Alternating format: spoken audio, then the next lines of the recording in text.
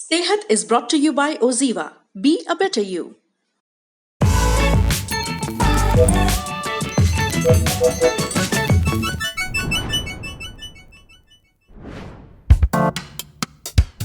Black fungus, white fungus, yellow fungus और फिर diabetes, ये कुछ ऐसे कॉम्प्लिकेशंस हैं जो कोविड पेशेंट्स में देखे जा रहे थे। यानी जो पेशेंट्स कोविड से ठीक भी हो रहे थे, उनमें से कुछ लोगों को इन दिक्कतों का सामना करना पड़ रहा था।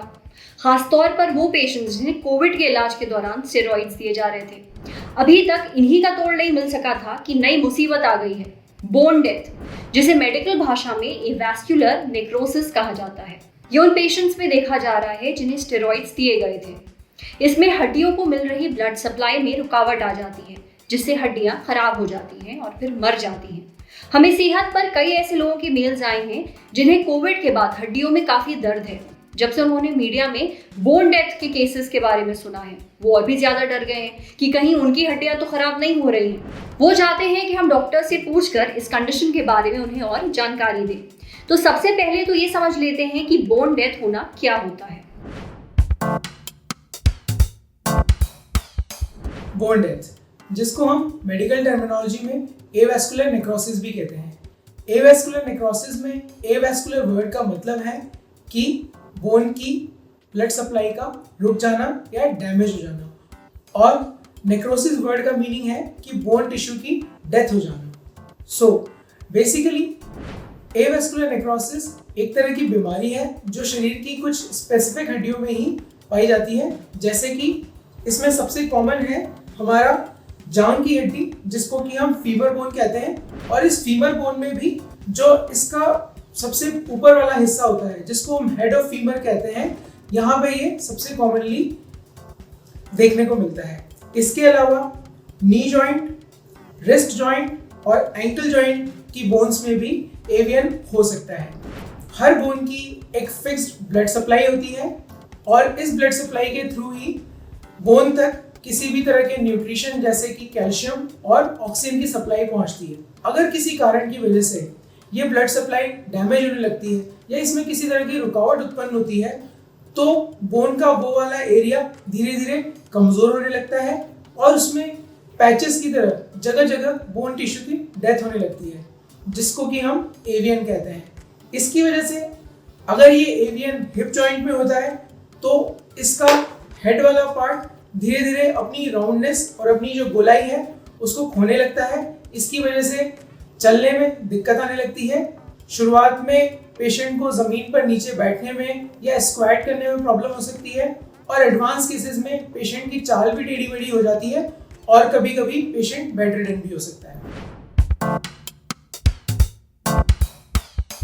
एवियन एक मल्टीफैक्टोरियल डिजीज है, यानी कि इसके होने के एक से कई ज़्यादा कारण भी हो सकते हैं। और ऐसा नहीं है कि स्टेरॉइड कोविड के बाद ही हमें स्टेरॉइड इंड्यूस्ड एवियन देखने को मिल रहा है।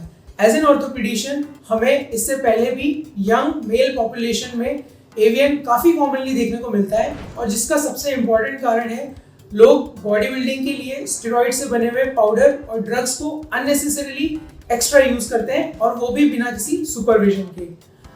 स्टेरॉइड्स के अलावा कुछ और भी रिस्क फैक्टर्स होते हैं जिनकी वजह से शरीर में एवियन हो सकता है, जैसे कि कुछ ब्लड रिलेटेड डिसऑर्डर्स या कुछ इम्यूनोलॉजिकल डिसऑर्डर्स जैसे कि सिकल सेल एनीमिया, या फिर बोन का फ्रैक्चर हो जाने के बाद भी उसमें एवियन के चांसेस बढ़ सकते हैं, या फिर पोस्ट कीमोथेरेपी और रेडियोथेरेपी, या फिर एक लिमिट से ज़्यादा अल्कोहल का इंटेक करने के बाद भी शरीर में एवियन होने के चांसेस बढ़ सकते हैं।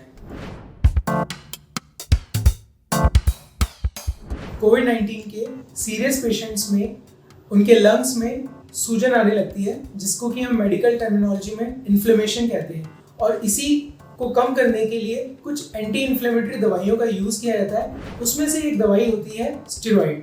ये स्टेरॉइड कोविड-19 के पेशेंट में एक नेसेसरी इविल की तरह काम करती है, क्योंकि लंग्स में सूजन को और पेशेंट की रिकवरी में तो ये काफ़ी अच्छे से हेल्प करती है, but at the same time steroids को ज़्यादा या लंबे टाइम तक लेने की वजह से कुछ सीरियस साइड इफेक्ट हो सकते हैं। एवियन भी स्टेरॉइड्स का एक डोज डिपेंडेंट साइड इफेक्ट है। अगर किसी पेशेंट ने 2000 मिलीग्राम या 2 ग्राम से ज़्यादा स्टेरॉइड की डोज ली है तो उसमें एवियन होने की संभावना बढ़ जाती है। और स्टेरॉइड लेने के 6 महीने से 2 साल के अंदर ये एवियन के सिम्टम्स पेशेंट्स में आने लगते हैं। अगर आप कोविड से रिकवर्ड हैं और आपको कूल्हे या फिर जांघ के आसपास दर्द है तो आपको अपने डॉक्टर से मिलना चाहिए। आपके डॉक्टर कुछ फिजिकल एग्जामिनेशन के बाद एक्सरे या फिर एमआरआई करने के लिए बोल सकते हैं। एमआरआई एक बहुत ही महत्वपूर्ण इन्वेस्टिगेशन है जिससे कि हम बीमारी को बहुत ही शुरुआती स्टेजेस में पकड़ सकते हैं। एवैस्कुलर नेक्रोसिस का इलाज इसके स्टेज पर निर्भर करता है।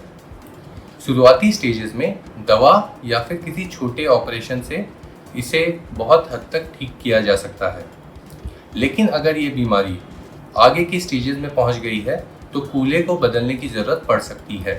भारत में कोविड से रिकवर्ड लोगों में एवैस्कुलर नेक्रोसिस की रिपोर्टेड केसेस अभी बहुत कम हैं, लेकिन ऐसा अनुमान है कि ये केसेस आगे चलकर और भी बढ़ सकती हैं। इसलिए हमें इसके बारे में जागरूक रहना बहुत ज़रूरी है। आपने बोन डेथ को लेकर दोनों डॉक्टर्स की बातें सुन ली।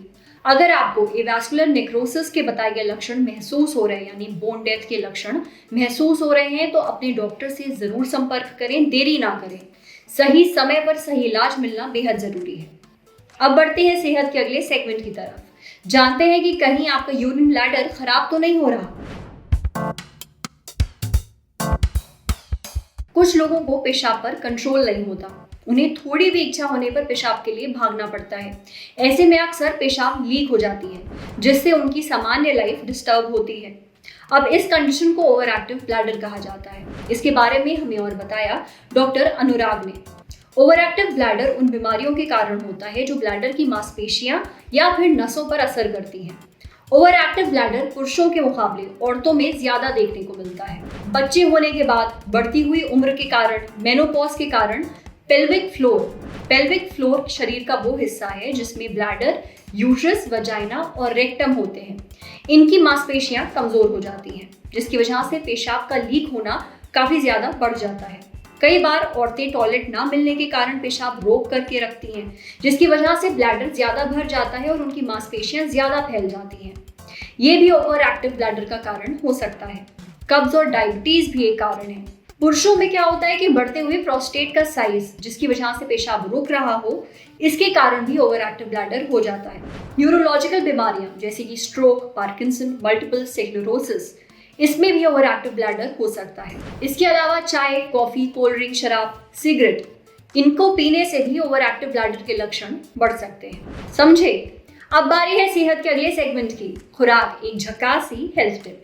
जैसे क्या भिंडी ब्लड शुगर लेवल को कंट्रोल करने में मदद करती है। क्या रात में भिगोई हुई भिंडी और उसका पानी पीने से ब्लड शुगर लेवल कंट्रोल में रहता है? न्यूट्रिशनिस्ट स्वाति बातवाल कहती हैं कि भिंडी में म्यूकुलेज पाया जाता है, जिसकी वजह से ये चिपचिपापन जो होता है भिंडी में पाया जाता है। इसी सॉल्युबल फाइबर की वजह से भिंडी ब्लड शुगर लेवल को कम करने में सहायक होती है। बल्कि ऐसा भी देखा गया है कि भिंडी खाने वालों का कोलेस्ट्रॉल लेवल भी कम रहता है। साथ ही अर्थराइटिस में भी ये आराम दिला सकती है। आज सेहत में इतना ही। अगर आप एक डॉक्टर हैं, हमसे कुछ शेयर करना चाहते हैं, तो जो ईमेल आईडी इस वक्त आपको अपनी स्क्रीन पर दिख रही है, उस पर हमें मेल भेज दीजिए। ये वीडियो फेसबुक पर देख रहे हैं तो हमारे फेसबुक पेज को लाइक करिए, यूट्यूब पर देख रहे हैं तो हमारे चैनल को सब्सक्राइब करिए, बेल आइकन पर जरूर क्लिक कर दीजिए ताकि जब भी हम कोई नया वीडियो अपलोड करें तो उसका नोटिफिकेशन आप तक सबसे पहले पहुंचे। शुक्रिया।